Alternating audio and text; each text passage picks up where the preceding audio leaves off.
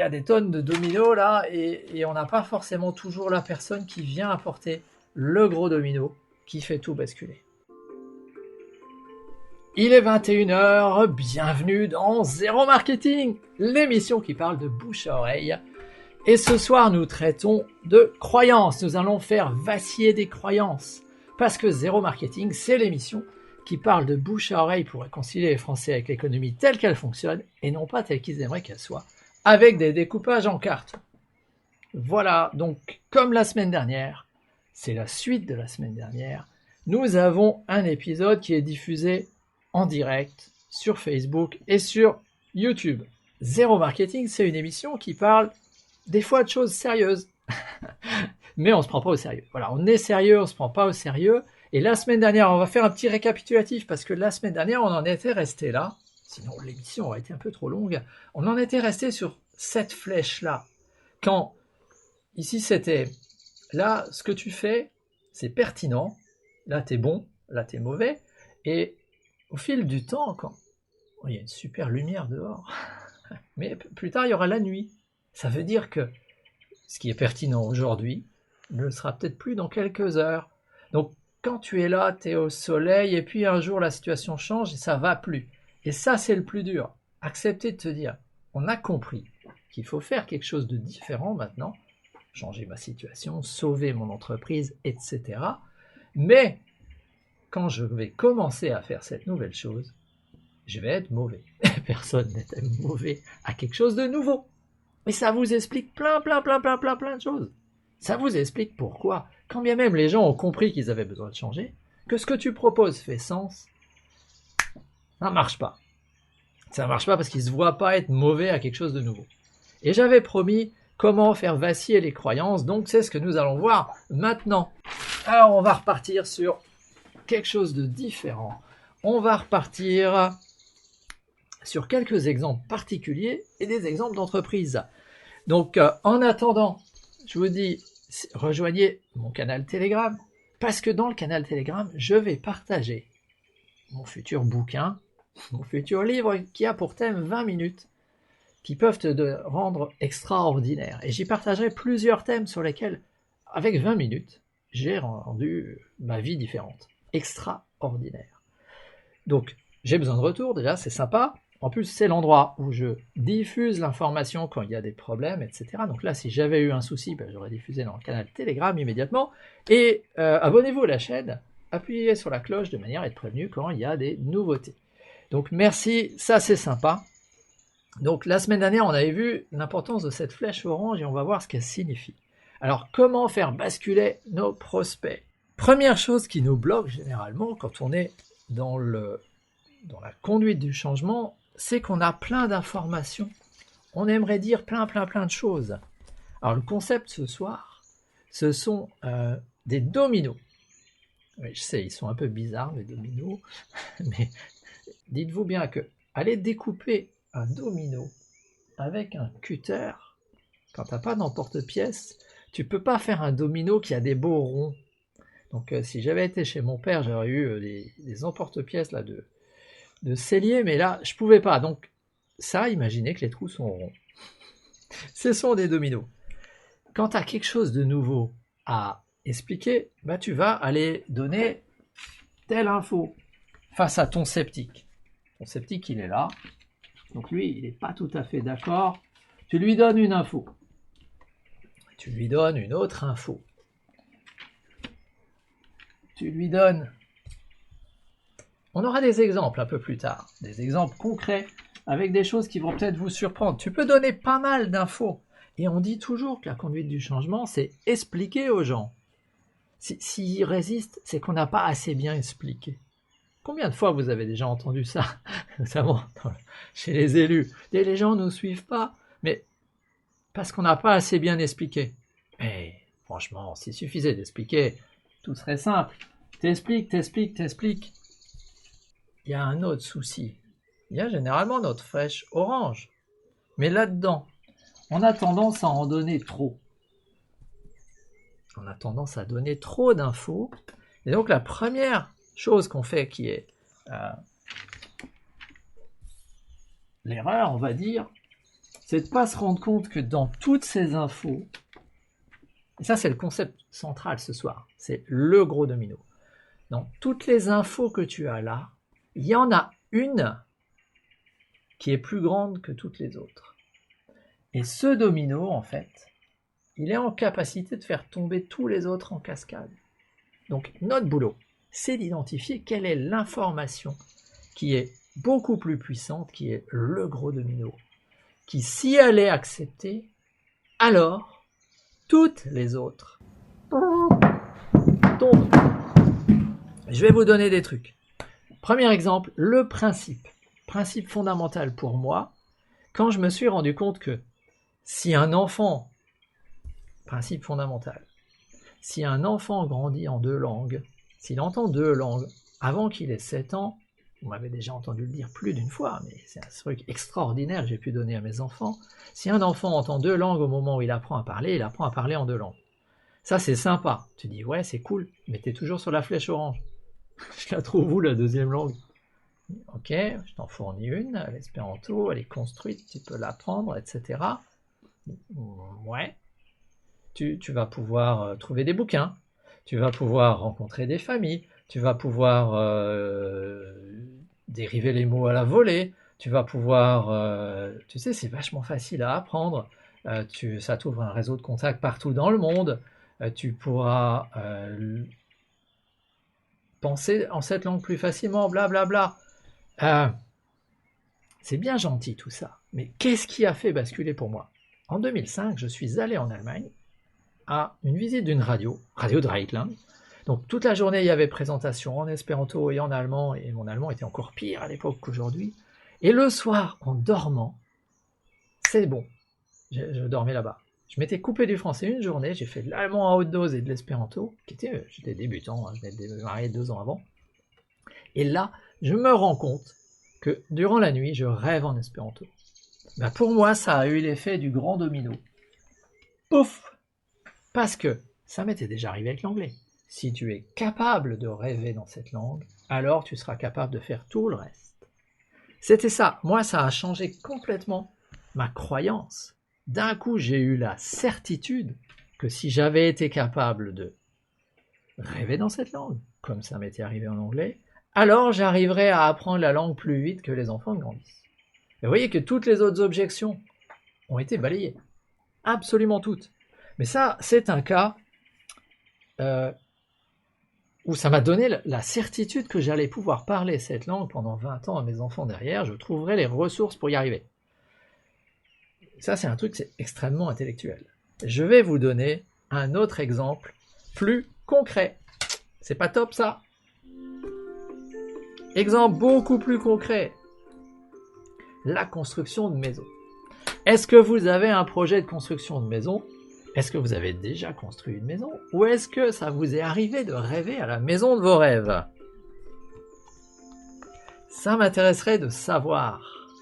Laissez-moi un commentaire, ça me permet de voir si vous êtes toujours là, si je ne vous ai pas perdu dans cette explication.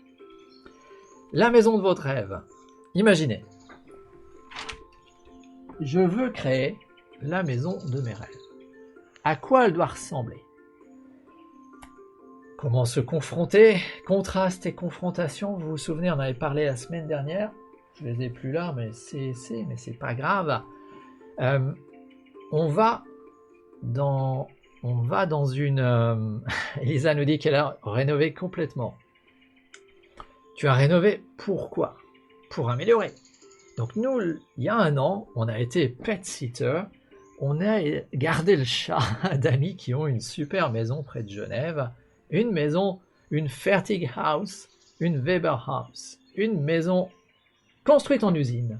Alors que moi, je viens du second œuvre. Mon père était dans le second œuvre et il a été absolument élevé. Lui, il a été biberonné au l'artisan qui fait à la main chaque truc dans la maison, etc.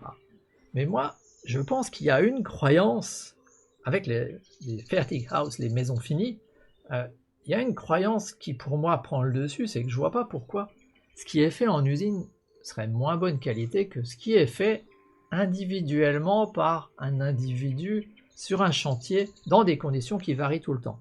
Donc quand tu construis une maison neuve, Weber House, il a son gros domino qui est de dire, tu sais, tous tes trucs là, nous on te fait une maison clé en main, à l'aide de panneaux en bois, un stuc comme ça, 22 cm de large, dans lequel avant on décide où est-ce que tu vas tout placer, et ils arrivent avec les blocs entiers, les façades en un morceau, dans lequel il y a déjà les fenêtres, les câbles, les prises, les bidules et tout, et ils te montrent la maison comme ça, avec quelque chose qui a été fabriqué en usine. C'est-à-dire, c'est un Lego de trucs entiers d'un coup comme ça. C'est assez génial. Donc dans leur cas, le gros domino à faire basculer, c'est ce qui est fait main sur place est moins bien fait que ce qui est fait sous conditions que tu maîtrises dans une usine. Et pourquoi j'ai pris cet exemple? Parce qu'il y a quelques jours, je suis allé à une présentation dans Zoom, d'un contact que j'avais eu sur LinkedIn, qui a fait vaciller cette idée pour moi. Parce que Weber House, pour moi, c'était la maison de rêve. Mais j'ai trouvé quelqu'un qui présente quelque chose de différent. Figurez-vous que l'enjeu, c'est pas le chauffage. Même si Weber House nous fait des passive house, des maisons passives, voire à énergie positive, j'ai trouvé un constructeur français qui nous fait des maisons à énergie positive. Alors, c'est quoi une maison à énergie positive? C'est une maison qui est étanche, qui a une ventilation double flux, qui n'a pas besoin de chauffage. Est-ce que c'est vraiment ça qui est important? Avec le réchauffement climatique, on va chauffer de moins en moins. C'est une maison qui a du triple vitrage, qui a... qu'est-ce qu'elle a d'autre? Elle coupe tous les ponts thermiques, elle est pensée avec minimum 16%, un tiers de surface vitrée, avec des casquettes qui protègent de l'entrée de la chaleur l'été, etc. Bon, blablabla. Il y a plein d'infos. Ça a duré 2 heures. Hein. T'as plein d'infos, mais quelle est l'info qui est importante dans ce cas-là? C'est que pour lui, le gros domino, celui qui emporte tout le reste, c'est de faire prendre conscience que on a besoin de maisons à l'avenir qui vont résister de manière passive aux canicules d'été. Et le gars te dit, il t'explique tout la chose. Tu as besoin de l'inertie thermique de ta maison, donc de la masse de pierre ou de béton, mais quand tu as de nouveau plein d'infos différentes, si tu fais une maison en béton, tu colles ton isolant dessus, quand il est collé à la main au dernier moment, il est mal foutu et des fois il se casse, il tombe. Tu vas avoir des problèmes de point de rosée qui vient généralement se mettre entre l'isolant et le mur, du coup ça bouge et ça tombe. Et là, eux, ils ont inventé un truc, c'est qu'en fait ils font un mur à coffrage perdu. C'est-à-dire que c'est des briques, des panneaux, t'imagines ça dans ce sens-là, là, ça c'est juste une coupe. T'imagines un truc comme ça, avec ton isolant extérieur, des tirants en ferraille, ton isolant intérieur, ici une surface qui assure que ça adhère bien, et ils viennent couler le béton là-dedans, et ton coffrage est perdu et il fait isolant. Ça veut dire que tu peux monter un mur béton, tiens là, hop, on a fait vaciller tout le reste. Si je mets ça ici, je fais vaciller tout le reste, je peux avoir au même prix une maison passive à énergie éventuellement positive en béton où les isolants ne se décollent pas parce qu'ils sont pris dans la masse, ils sont super résistants et qui ne coûtent pas si cher que ça parce qu'en plus ça, tu n'as pas besoin de grue pour les monter, ça pèse 5 kg le mètre carré, les mecs les mettent comme ça, ils arrivent à faire 3 mètres carrés à l'heure par personne, ce qui veut dire qu'ils te montent ta maison en 3 jours. Et ils font des découpes et tu peux même les couper à la scie s'il faut. Et là, tu te dis, waouh, c'est breveté, bien évidemment. Mais l'idée du coffrage perdu dans lequel tu viens couler ton béton pour avoir tes murs qui tiennent tes isolants, fallait y penser. Et ça, c'est un truc, si tu deviens fan du concept, t'as tout le reste qui tombe. Donc, ça veut dire que si tu arrives à faire prendre conscience à la personne, si tu arrives à faire prendre conscience que la masse de béton donne l'inertie pour l'été, et que leur brevet Euromac 2 permet de le faire pas cher et d'excellentes factures, alors c'est nécessaire que tu deviennes client. Vous voyez, c'est ça le concept du gros domino. C'est quelle est l'information dans tout votre discours à vous qui va emporter l'adhésion en faisant tomber toutes les objections de votre prospect. C'est pas top ça? Alors, Mettez-moi si ça vous enthousiasme, parce que vous y arrivez. Normalement, moi je construis pas de maison, mais je me suis reposé la question, dans mon cas, dans ce que je fais à moi, qui est de maintenir les gens en bonne santé avec des compléments alimentaires, on voit bien que très souvent il y a une certaine... Il y a plein d'infos.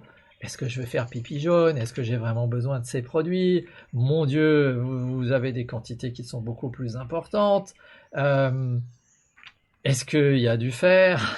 Non, il n'y en a pas. Dans ce que vous avez les mêmes doses, vous ne faites pas d'analyse sanguine avant? Non, on t'expliquera. Est-ce que vous utilisez l'épigénétique? Oui, non, j'ai peur, etc. Bon, voilà, si on fait des présentations, j'ai beau les mettre en 30 minutes, mais moi je tiens la journée à détailler tout ce qu'il y a.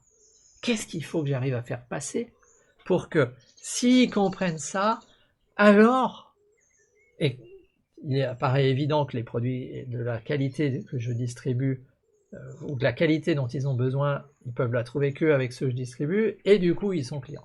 Voilà un peu la rétro-ingénierie. Ben, j'ai trouvé, ça me semble évident, chez moi le gros domino, c'est une bête courbe comme ça.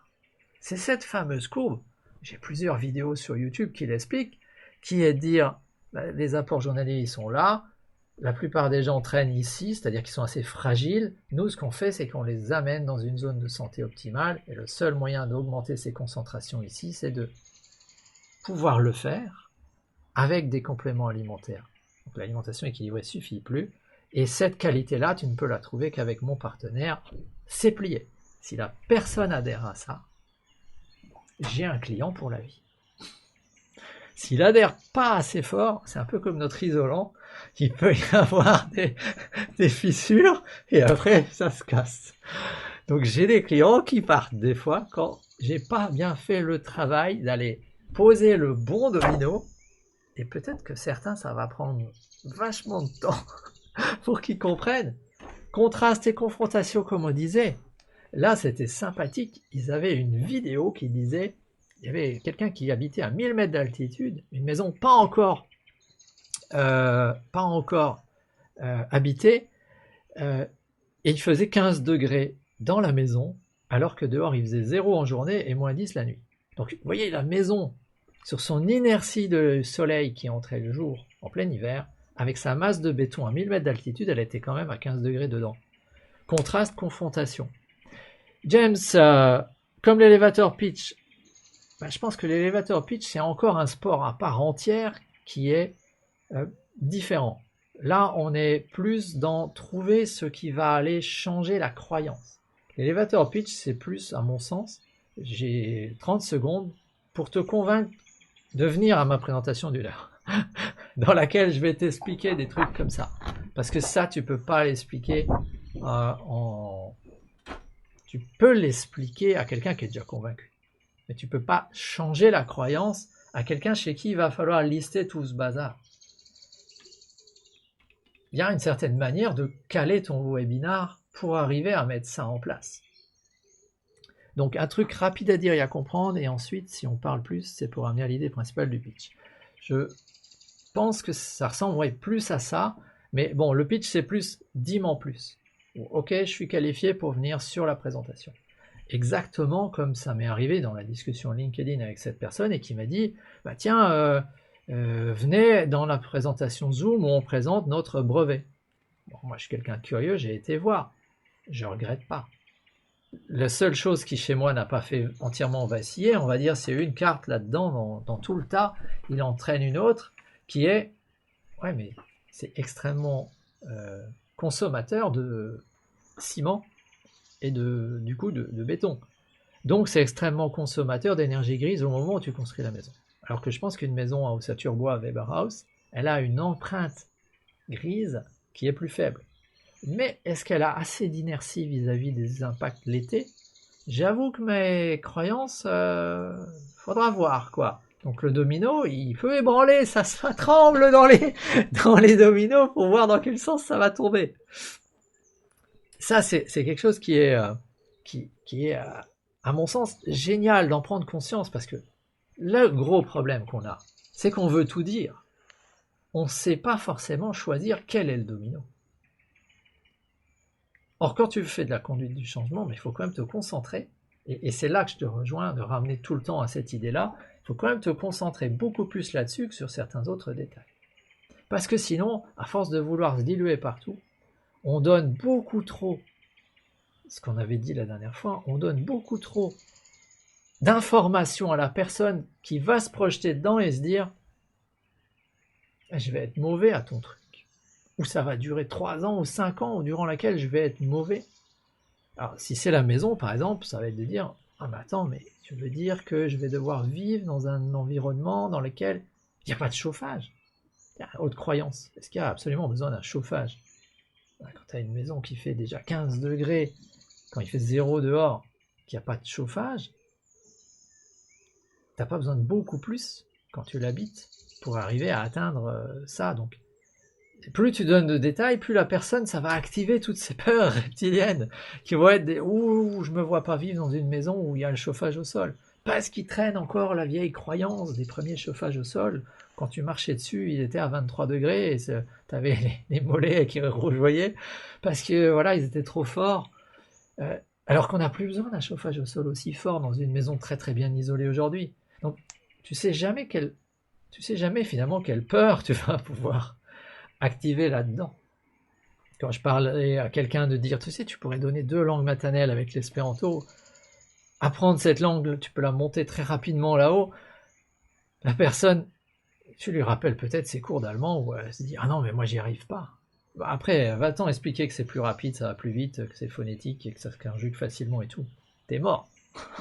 c'est mort parce que t'as activé tous les trucs.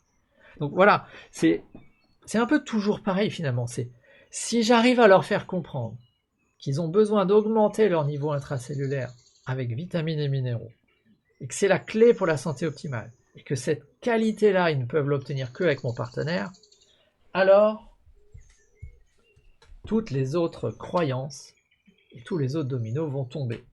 Donc si je dois résumer, et après on va voir encore un autre exemple, on est dans un schéma, si, j'espère que vous le voyez, si, ça, alors,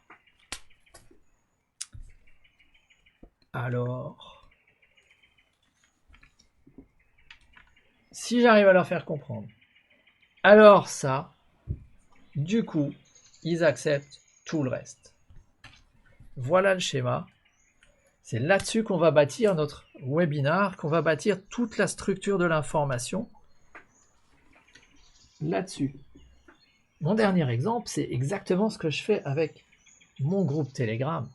Si j'arrive à vous faire comprendre que en allant dans mon groupe Telegram, vous allez recevoir une invitation à une présentation où si j'arrive à vous faire comprendre que en utilisant 20 minutes par jour et que seul mon système, on a appelé PVP, vous permet de préserver votre réputation professionnelle et d'utiliser ces 20 minutes par jour de manière efficace pour vous bâtir un revenu récurrent, alors je dois récupérer un associé. Voilà la logique, c'est ça. Qu'est-ce que vous en pensez? Est-ce que ça vous enthousiasme? Pendant que vous répondez, j'en profite pour la période réclame. Rejoignez le groupe Telegram parce que c'est là que je vais partager. C'est là que je vais partager mon expérience justement sur 3 domaines dans lesquels j'utilise ces 20 minutes par jour pour devenir extraordinaire. Ce qui est une forme de croyance. Parce que la plupart des gens autour de nous, ils se réveillent en disant « ouais, moi je suis quelqu'un de normal ». Alors que je vous garantis, on peut faire des choses extraordinaires. Facilement finalement. Parce que la plupart des barrières, elles sont là-haut. La plupart, il y a des tonnes de dominos là, et on n'a pas forcément toujours la personne qui vient apporter le gros domino qui fait tout basculer. Est-ce que vous avez des questions là-dessus?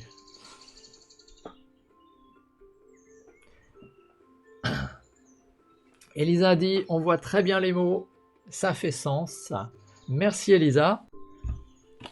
Qu'est-ce que vous voulez qu'on traite la semaine prochaine? Parce que j'avoue, la semaine prochaine, je ne sais pas ce que je vais faire.